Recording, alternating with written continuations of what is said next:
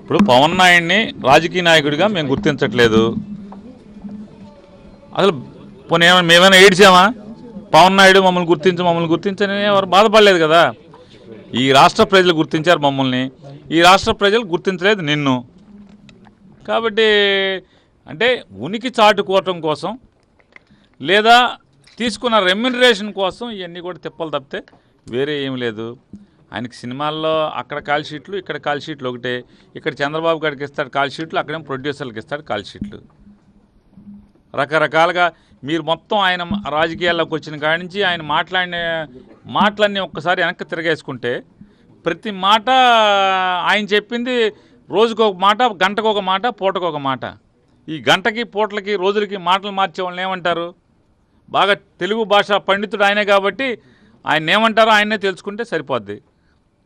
ఇవాళ మాట్లాడే రకరకాల మాట్లాడతాడు. అమిత్ షా గారు చాలా కరెక్ట్ ఈ దేశానికి అంటాడు. అంటే ఏంటి? అమిత్ షా గారు పార్టీ కలిపేమన్నాడు, జనసేన పార్టీని అమిత్ షా గారు బీజేపీలో కలపమన్నాడు. అమిత్ షా గారు కరెక్ట్ అంటే ఏంటి? జనసేన పార్టీని ఇప్పుడు కలిపేస్తున్నాడా? అంతే కదా. అమిత్ షా గారు కరెక్ట్ అంటే ఏంటి? జనసేనని బీజేపీలో కలిపేమన్నాడు, కలిపేస్తున్నట్టే కదా. కాబట్టి అది ఏ రకంగా ఏంటనేది నోటుకు వచ్చింది మాట్లాడినట్టు, పూనకు వచ్చినట్టు మాట్లాడినట్టు ఇవన్నీ గొప్ప అనుకుంటాడు. సినిమాల్లో బాగుంటాయి హావభావాలు, ఎమోషన్స్. ఎందుకంటే రివైండ్లో అవి ఉండవు. సినిమా హీరో ఏది చెప్తే అదే క్లాపు కట్టు, క్లాపు కట్టు. ఆ కట్ చేసింది బాగుందని పక్కన పడేస్తారు, బాగున్నాయి మాత్రం తీసుకుంటారు. ఇక్కడ అలా కాదు, ప్రతిదీ రికార్డ్ అయిపోతూ ఉంటుంది. నిన్న మాట్లాడింది, ఇవాళ మాట్లాడింది, రేపు మాట్లాడబోయేది, ప్రతిదీ మీ ప్రతి అడుగు ఏమేం చేసావు, ఏం మాట్లాడావు, అసలు రాజకీయాల్లో ఒక పరిపక్వతతో మాట్లాడుతున్నావా, లేకపోతే ఒక కన్సిస్టెన్సీ ఉందా? అసలు ఏ ప్రామాణికంతో నువ్వు రాజకీయాలు చేస్తున్నావు? చంద్రబాబు నాయుడు గారు దొంగగా దొరికాడు కదా అంటే రాజకీయాల్లో ఓట్లు కొనటం ఇవన్నీ దొరకటం మామూలే అంటావు. పోలవరంలో అవినీతి జరుగుతుంది కదా అంటే డెవలప్మెంట్ యాక్టివిటీస్లో అవినీతి అనేది చేతులు మారటం అనేది సహజం అంటావు. అంటే నీకు రెమ్యునరేషన్ ఇచ్చి నీ దగ్గర కాల్ షీట్లు తీసుకునే వాళ్ళ ప్రభుత్వంలో మాత్రం ఏది జరిగినా కూడా కవరింగ్ చేస్తావు. ఇక్కడ ఏమీ జరగపోయినా సరే బురద చిమ్ముతావు, విషం చిమ్ముతావు, రకరకాలుగా మాట్లాడతావు. మొన్నేమో నేను క్రిస్టియన్ మతానికి చిన్నప్పటి నుంచి దగ్గరగా బతికాను, అందుకే భగవంతుడు నాకు ప్రజాసేవ చేయడానికి అవకాశం కల్పించాడు, యేసుప్రభువే నాకు కల్పించా అంటాడు.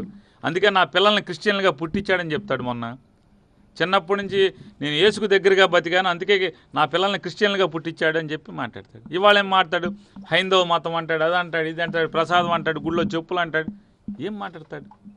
రోజుకో మతం, రోజుకో రకంగా మాట్లాడతాడు. మళ్ళీ అంటే చంద్రబాబు నాయుడు గారు చెప్పినటువంటి మ్యాటర్ ప్రకారం హిందూయిజం మీద ఎక్కువ మాట్లాడినట్టు అనిపించినట్టుంది ఆయనకి, పవన్ నాయుడు గారికి. వెంటనే దాన్ని బ్యాలెన్స్ చేయడం కోసం ఏమంటున్నాడు? ఇక్కడి నుంచి వెళ్ళిన ముస్లింలందరూ కూడా చాలా మంచోళ్ళు, హిందువులే దొంగోళ్ళు అని చెప్తున్నాడు. కాబట్టి ఒక స్థిరమైన రాజకీయాలు చేసేవాడికి, నిజంగా ప్రజాసేవ కోసం వచ్చిన వాళ్ళకైతే వాళ్ళ మాటలను మనం పరిగణలో తీసుకోవచ్చు. అక్కడ ఇక్కడ అదే నిన్న సినిమాల్లో అయినా ఎక్కడైనా ఆయన ఆలోచన, ఆయన చేసే పని ఒకటే. కాబట్టి అతను ఒక రాజకీయ నాయకుడిగాను, ఒక ప్రజానాయకుడిగాను ఏమాత్రం పరిగణించలేని పరిస్థితి. అక్కడ నటుడే, ఇక్కడ నటుడే. అక్కడేమో షూటింగ్లు కెమెరా ముందు నటించేవాడు, ఇక్కడ కూడా కెమెరాలు ఉన్నాయి కాబట్టి వాళ్ళు టీవీ ఛానల్స్ ఉన్నాయి, ఆ టీవీ ఛానల్స్ ముందు నటిస్తున్నాడు ఆయన. అక్కడ నటనే, ఇక్కడ నటనే. కాబట్టి ఒక నటుడిగా గుర్తించగలం తప్పితే వేరే ఏం లేవు. మధ్యతరగతి కుటుంబం అంటాడు. ఈయన 10th క్లాస్ వచ్చేప్పటికే అన్నయ్య గారు పెద్ద హీరో. ఎలా మధ్యతరగతి అవుతాడు? ఏ మధ్యతరగతి? నేను ఒక ఎస్ఐ కొడుకున, కానిస్టేబుల్ కొడుకునని చెప్తాడు. అంతేగాని తను ఎవరి భిక్ష ద్వారా అయితే సినిమా ఫీల్డ్లోకి వచ్చాడో ఆ పేరు చెప్పుకుంటా సిగ్గుపడతాడు. అంటే ఎవరి వ్యక్తిత్వం ఇక్కడ ఎటువంటిది? అన్న పేరుతో, చిరంజీవి గారి పేరుతో సాక్షాత్ సినిమాల్లోకి వచ్చి ఇవాళ ఆయన పేరు చెప్పటాకే నువ్వు సిగ్గుపడే పరిస్థితి అంటున్నావు. అంటే మీ వ్యక్తిత్వం ఏంటి? అంటే ఎన్ని రకరకాలు కులాలు అంటాడు, మతాలు అంటాడు, ఇష్టం వచ్చింది. చంద్రబాబు నాయుడు గారు ఏది చెప్తే అది మాట్లాడటమే తప్పితే ఇంకొక వేష లేదు. మేము ఆయన ఒక రెమ్యునరేషన్ తీసుకుని అక్కడ నటించాడు, ఇవాళ ఇక్కడ నటిస్తున్నాడు. అంతకుమించి ఇంకొక మమ్మల్ని గుర్తించాలి, అతను ప్రజలు గుర్తించారు. 151 సీట్లు ఇచ్చి ప్రజలు గుర్తించారు. దేని గురించి అతను నువ్వు గుర్తించబోతే ఏంటి తేడా ఏంటి అసలు లెక్క ఏంటి? మంత్రుల మాటతీల వల్లే ఇటువంటి హైదరాబాద్ లాంటి దిశ లాంటి ఘటనలు జరుగుతున్నాయి అని చాలా కీలకమైన వ్యాఖ్యలు చేశారు సార్ ఆయన.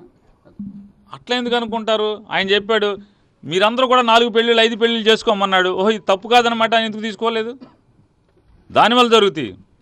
ఇప్పుడు ఎవరన్నా మంత్రులు మాట జారితే వాళ్ళు కూడా మాటలు జారారంటే అర్థం ఉంది. కానీ ఇక్కడ జరిగిందేంటి? ఒక నీచమైన పని చేశారు.